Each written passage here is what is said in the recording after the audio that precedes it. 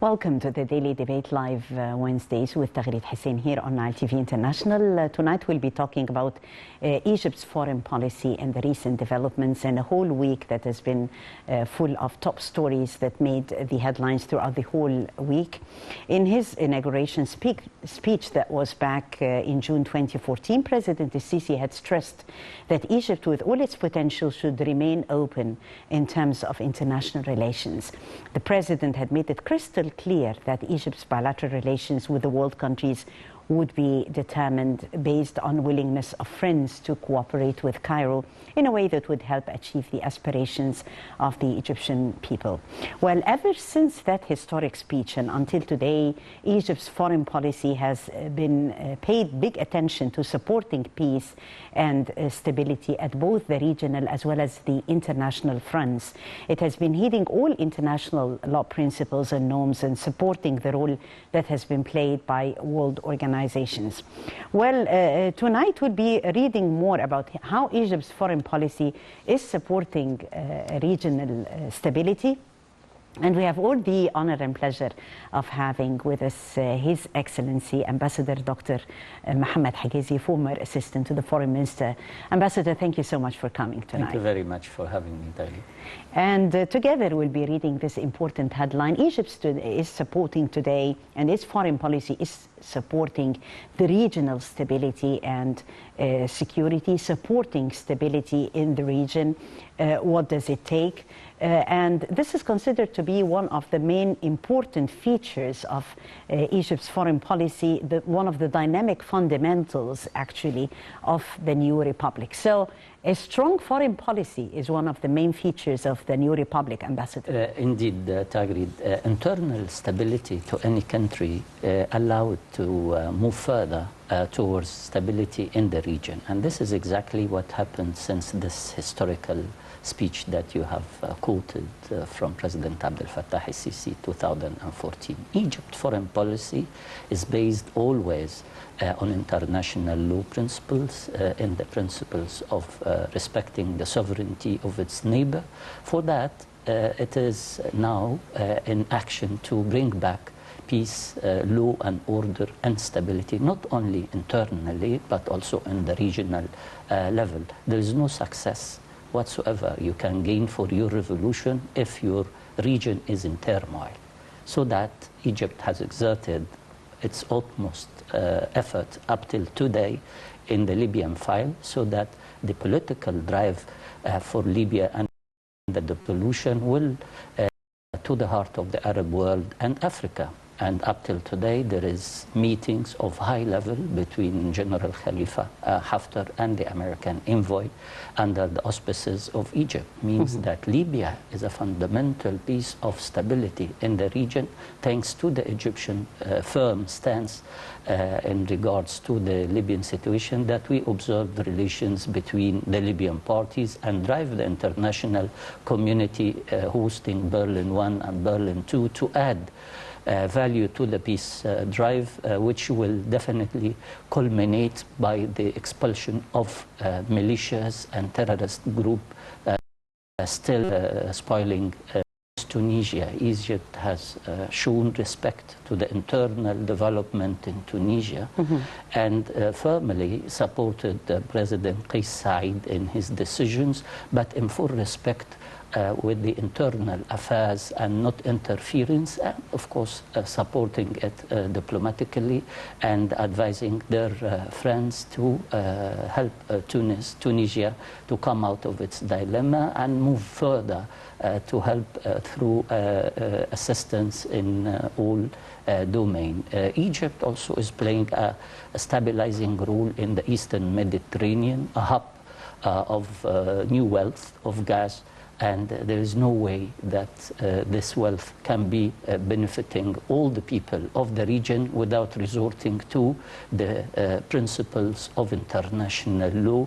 And for that, Egypt marked its economic zones with Greece, Cyprus, and all other nations in this very important region to international transport and international trade of energy. And I think this Eastern Mediterranean Mediterranean example by the creation of the East Mediterranean Gas Forum. Egypt has moved the whole scenery towards stability and towards benefiting all the people. And I'm sure, Tagreed, that moving mindset, principles, the respect of the sovereignty and non-interference in other countries' affairs will allow Egypt to move even to stabilize relations in East Africa, particularly with Ethiopia, through this in-depth wisdom and wish for good to all the people living side by side. Yes, definitely, Ambassador. And as Your Excellency has wisely, that this diversified mainly guaranteeing Egypt opening up to the world. A very busy schedule for His Excellency the President. Throughout the past week, the President had received an Emirati high-level delegation that was headed by the National Security Advisor, mainly talking about a means of strengthening further our bilateral relations. Relations between yes, I think this kind of relations can be called the in-depth strategic wisdom. This relations goes back to the father of the Emirates, and I'm sure that what we have and nowadays Hegazy is exchanging a lot of ties with the Emirates. I'm sure the United Arab Emirates investments in Egypt and the region is one source of our pride and respect to Arab relations. I'm sure that together, dimension cooperation, they have stabilized certain fronts towards more stability and towards political and economic drive. I guess the United Arab Emirates support to countries like Tunisia is needed nowadays. The relations with Egypt will allow both of them to move further to support Sudan, Libya, Tunisia, and of course the other Gulf countries has a role to play, and I'm sure that these relations have proven to be very beneficial to its people through an influx of Emirati investments and through Egypt also supporting Emirates in the international scenery and the regional development that has occurred lately. Yes, definitely. We'll be talking more important files. Algeria becoming a party in the Grand Renaissance Dam of Ethiopia and consenting to assume the mediation role to resolve this dispute.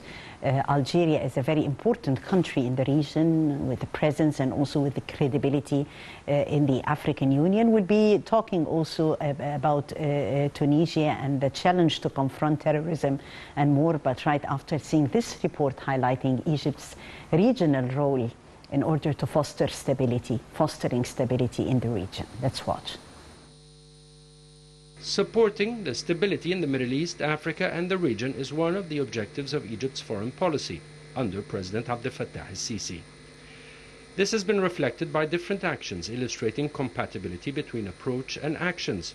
The efforts achieved by Egypt to resolve the Libyan conflict, backing the Lebanese government, supporting Tunisian president, reinforcing the Gulf's security, promoting the relations with Iraq and Jordan, supporting development in African countries and addressing neighboring countries' interferences in Arab countries' internal affairs. Movements exerted by the Egyptian presidency and foreign ministry during the last years echoed trends of Egypt's conflicts in the Arab world or regional interferences in Arab affairs. Today, Egypt supports the Arab countries that are confronting multiple threats, including infringement on their structures, the growing danger of terrorist organizations, and the expansion of organized crime, all requiring cooperation and joint security coordination. Through reading into Egypt's power today, regionally and internationally, it's obvious that the state stands at the gate of the peace table as the holder of an key to most regions.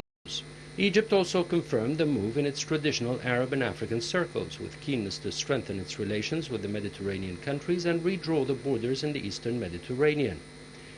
In order to realize regional stability, the Egyptian approach aims to preserve national institutions and protect them from falling into disintegration, strengthen regular armies, address the spread of armed militias and terrorist groups, reach peaceful settlements to armed conflicts, and stop foreign interference by regional parties in the internal affairs of the countries in the region.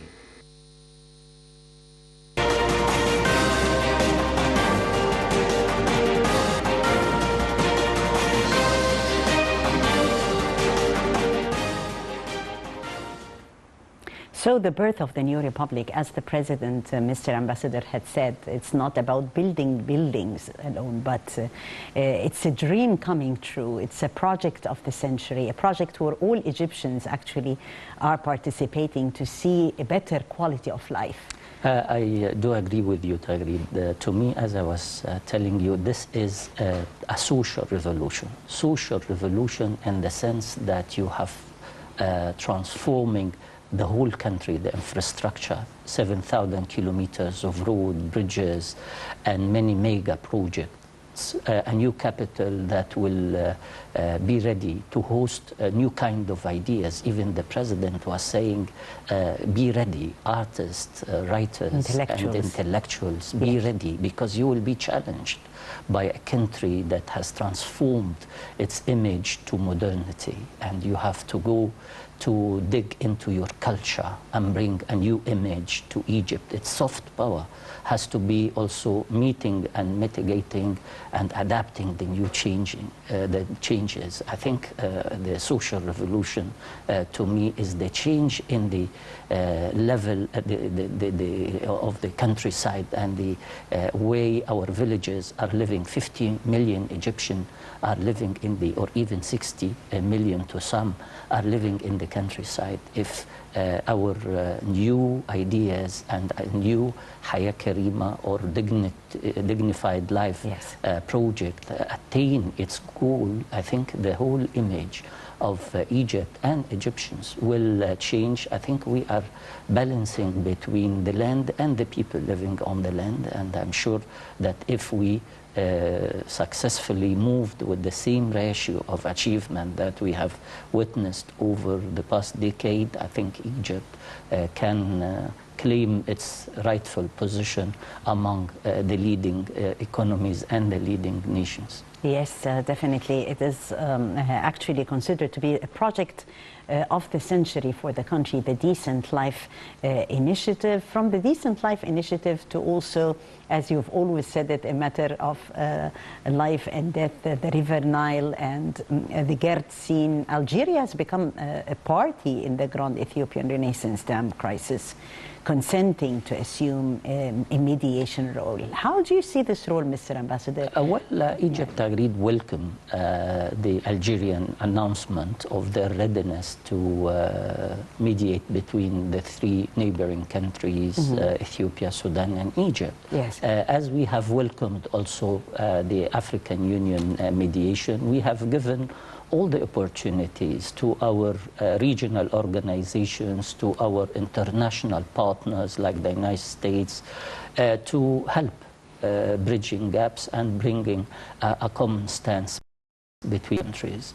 Failing in Washington because of the Ethiopian position at that time, not attending the final session to sign the final agreement, have moved us to the African Union. And when two presidencies, the South African and the RDC, Republic of Congo, Democratic Republic of Congo, we expressed our willingness to open up the gate for more African-led negotiation, but supported by international community. Algeria is one of Africa's leading diplomacy, which has a history of achievement, even between Ethiopia and Eritrea itself. In the Algerian agreement of 2000, Algerian diplomacy has played a very constructive has role. good relations with the three countries. And to your surprise, Tagreed, the two most important agreements between Ethiopia and Eritrea were signed in Arab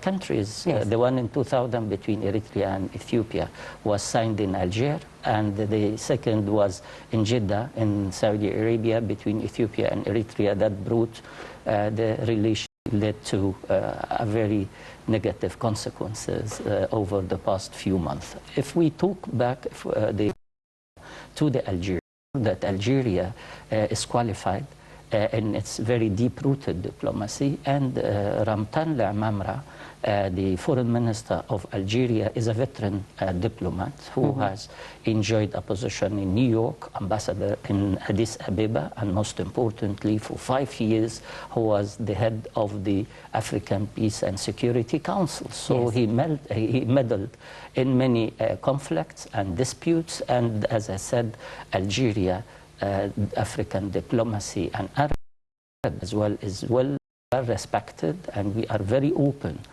to any efforts that can bring the three countries together to reach the conclusion, which is an agreed upon legally binding agreement that will allow Ethiopia to develop its resources without hampering or without adversely hurt the Egyptian interest or Sudan. Yes, definitely. Egypt also, as a regional power, retaining the largest armed forces in the Arab world with strong political influence. Iraq was and is a major oil producer. Jordan, with its also outsized influence due mainly to its close relations with the key Western powers. So we've seen this important alliance again, and definitely it has made a difference if we're talking regional politics. Indeed, as we took it from Libya towards the Eastern Mediterranean, we would our Eastern Mediterranean front, Jordan, Iraq and Egypt is a new dimension of have discovered new dimension in their relations where they can harmonize their politics and they can exchange support to each other. Lately, we have seen many delegations visiting each other. Stabilizing also Jordan is very important. Jordan is a country that enjoys international ties with all powers, and it has certain difficulties of a very harsh neighborhood. However, Jordan have maintained its stabilizing role, so Egypt and Jordan can help stabilizing the situation in Iraq, bringing Iraq more and more to the Arab neighborhood and to the Arab contemporary relations, so that Iraq, that was definitely one of the pillars of the Arab unity and the Arab common positions, can come back to play its role, but it needs what we call it diplomatic and political support. Economic, of course, there is a lot of countries that can be worked together. If we add to this kind of unity or harmonizing position politically and economically, strategically and military, if we added one day Libya and Sudan to the equation, so we will have the bulk of the Gulf state stable, and we have also a hope for a much better stable region, being it in North Africa or in the Levant, in Iraq, Jordan and Syria. So the Arab unity is not a far-fetched idea. It is always there in our mind set, in our hearts, and it needs only political will. And I'm sure that President Abdel Fattah al-Sisi now carry this responsibility, the responsibility of Egypt to bring stability to the region, to the benefit of its people, to the benefit of the region, and to the benefit of our neighborhood. The national security and the success of Egypt and the Middle East is success to Europe as well, our direct geographical neighbor, where the supply of energy and the energy security can be one factor of unity, so that the Eastern Mediterranean Gas Forum is one sort of unifying position, helping stabilizing the economic wealth of the region to the benefit of both Southern Mediterranean and Northern Mediterranean, I mean Europe. Egypt is enjoying also a position on the international arena where all countries who are seeking stability and seeking to protect its interest in the Middle East with Egypt. It respects regional stability and the interest of the people and the neighborhood.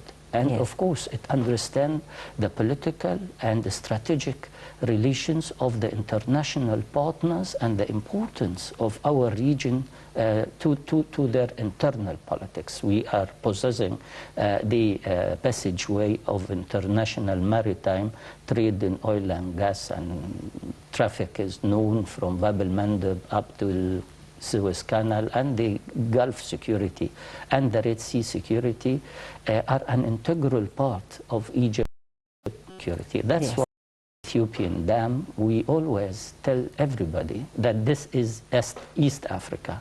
And East Africa is adjacent to the international maritime routes. And if it is in turmoil, everybody will pay. So the only solution is to bring a meaningful, legal binding agreement that will allow to flourish as countries, as I always say, through water harmony between the engineering installation, the dams on the three countries, moving to roadways, power linkages, and I'm sure if we successfully promoted this regional cooperation, this regional security resources stabilized one of the most important region in the world. Yes, this also with our sense of keenness to stabilize also the whole region, and here in the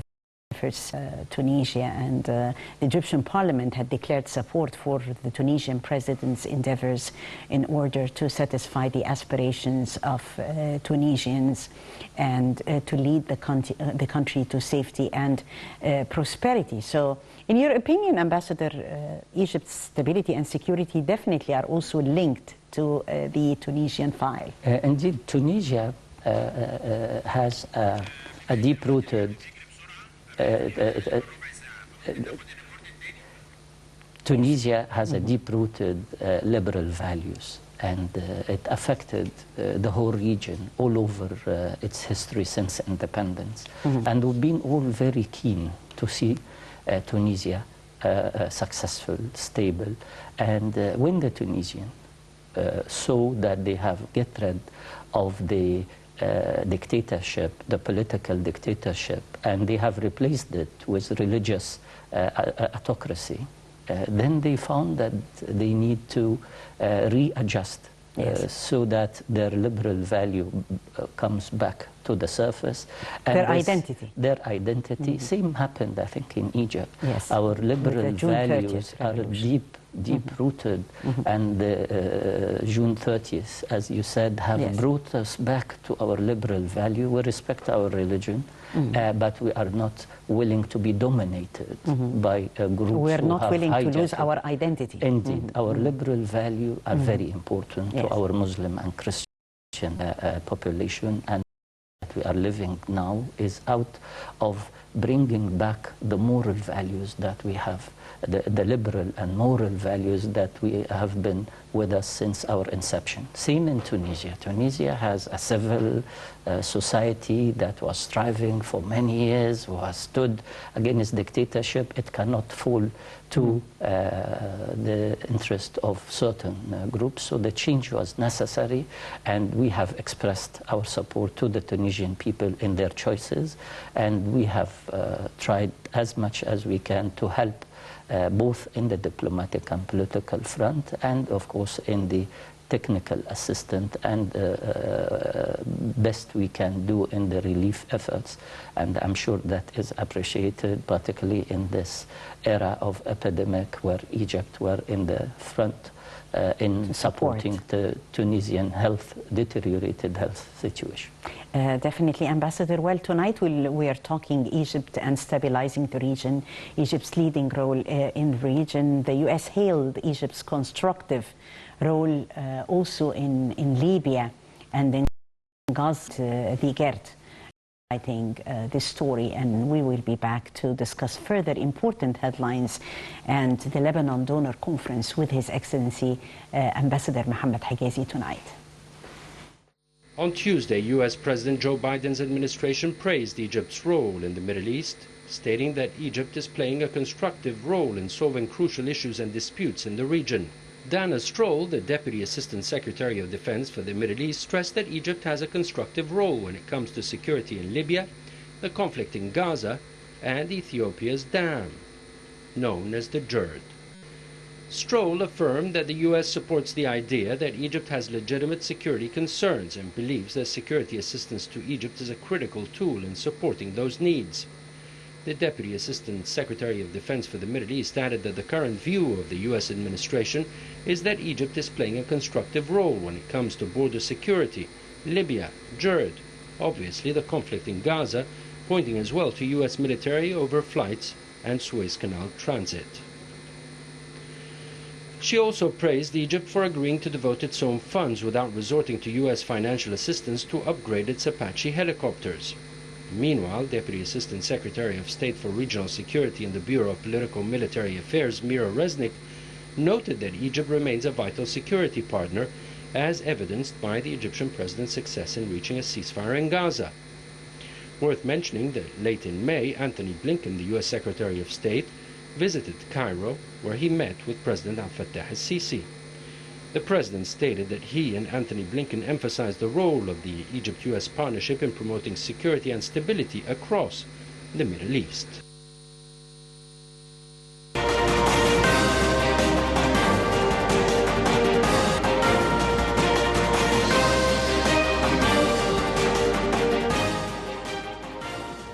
Welcome back. And Egypt and the regional stability during the Lebanon donor conference that was held last week and co-hosted by Macron and the United Nations Chief Antonio Guterres, the president had reaffirmed Egypt's full support and solidarity with the Lebanese people, and stressing also that it stands ready, Egypt stands ready definitely to assist Lebanon. This has always been, Ambassador, the Egyptian stance towards our Lebanese brothers. Yes, always. Lebanon is in the heart and mind of the Egyptian diplomacy, and President Abdel Fattah al-Sisi late participation and speech in the donor conference reflects the uniqueness of Lebanon to the Arab world, how the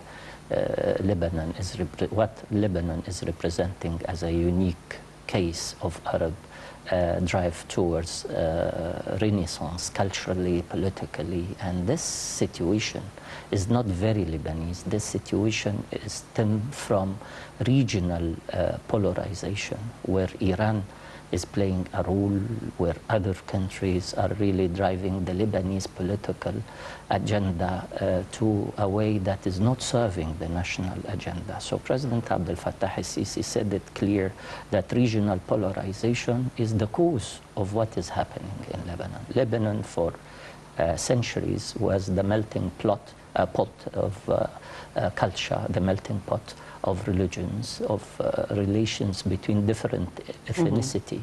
And seeing Lebanon now so divided, it's not because of the Lebanese internal situation, but because of the regional rivalry that brought Lebanon to this division. So what we have to do, partners and regional is to help Lebanon, political leaders in Lebanon, to come out with their own decision, with their own agenda and interest towards much more reconciled government of national unity, of technical expertise, far from the polarization that has been caused because of the intrusive interventions of certain regional powers. We all know the role of Iran in many parts of the Arab world and the Gulf states. We know the role of Turkey in North Africa and in many parts of the Levant, in Syria in particular. So one has to be very clear about condemning the interference of certain regional power, particularly Iran and Turkey,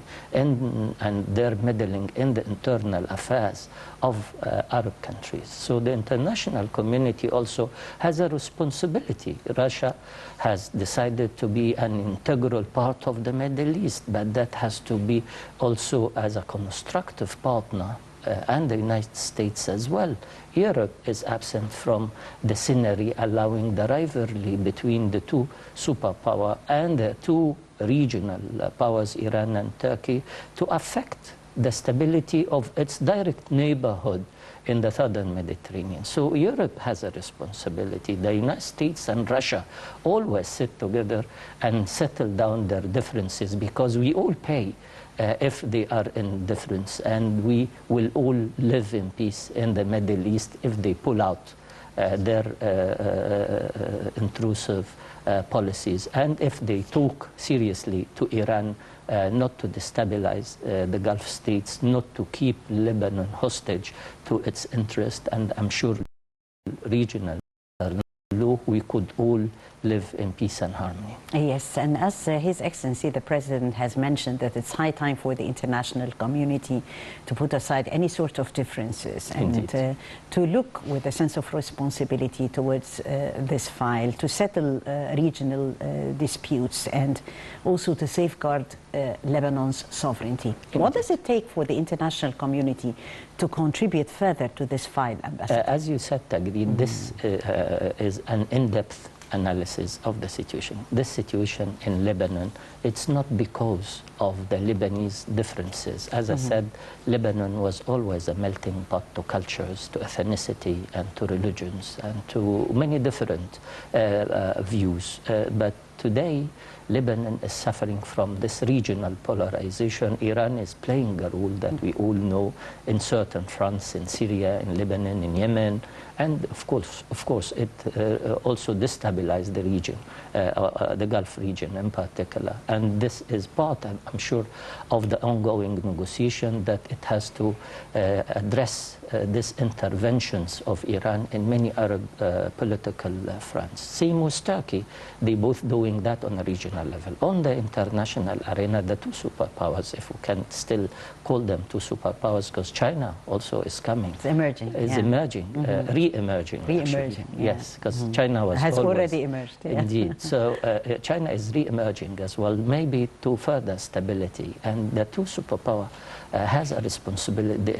They have a responsibility to carry, to talk to each other, to keep conflicts in regions because of their intervention law, as well as addressing the regional instability caused by interventions of certain regional powers. By that, I think the Lebanese political life will live to its responsibility. But if the intervention is far superior to their ability to deal with each other, then polarization divide them and bring us Lebanon to where we see today for almost a year without a working government. Yes. The U.S. Deputy Assistant Secretary of Defense for the Middle East had said in statements, and I quote, that Egypt is playing a constructive role in the Middle East region. She also stated that the current view of the administration is that Egypt is playing a significant role when it comes to border security, Libya, also GERD, and definitely the conflict in Gaza. So talking the Libyan file as well, and Egypt's support to Libya and Syria. Since Egypt decided to move with the Cairo Declaration and to inform the parties that the Sirte al-Ghufra line is a red line, since this time, I think the parties in Libya have moved toward more political dialogue and constitutional and democratic solution, which the world community gladly have embraced in Berlin I and Berlin II, and move the Libyan scenario towards a much more political agenda, which we will hope it will culminate in the 24th of December, where a democratic parliamentarian and presidential election will take place. Today, Egypt realizes that there is some difficulties in understanding of Libya and in harmonizing their position. Egypt is hosting today, for example, General Khalifa Haftar and the American envoy for Libya for further talk about how best we can drive the rest of the time left before the December promised election. And I'm sure that the key will remain always in withdrawing international militias and terrorist groups that is unfortunately financed by regional, again, powers, particularly Turkey in western Libya. And one has to be frank and clear about the interventions that prevent national unity, the external regional agenda that does not allow Libyan to live together in peace and bring back a united Libya to the best for its people and its region. So yes. I think the United States realizes how serious Egypt's position in Libya, in Gaza, where peace and stability is our ultimate, and the call for Egypt to a peaceful drive through an international conference recognizing the state of Palestine side by side to the state of Israel is the key. The two-state solution to Egypt and to the world who believe in international law and justice are the only way forward. We are living together in a neighborhood with regional powers that respects the Arab identity and the Arab interests, and this is actually the call for Egypt towards a more stabilized Middle East for better future to our people. Yes, definitely, Your Excellency. We talked tonight about many important files actually in Egypt's role in stabilizing the region, talking Syria, talking Lebanon, Libya, the Gerd issue. This in addition to more also concerning the diplomatic shuttle visits to the country in that respect. I thank you so much, Ambassador Dr. Mohamed Hegazy, Your Excellency, always adding to the show, former Assistant Foreign Minister, for reading with us those important stories and diplomatic headlines. Thank you so much for coming. My pleasure. Thank you. And thank you, dear viewers, for joining us. That was Wednesday Debate Live, and I'm Taghreed Hussein, thanking you all for watching.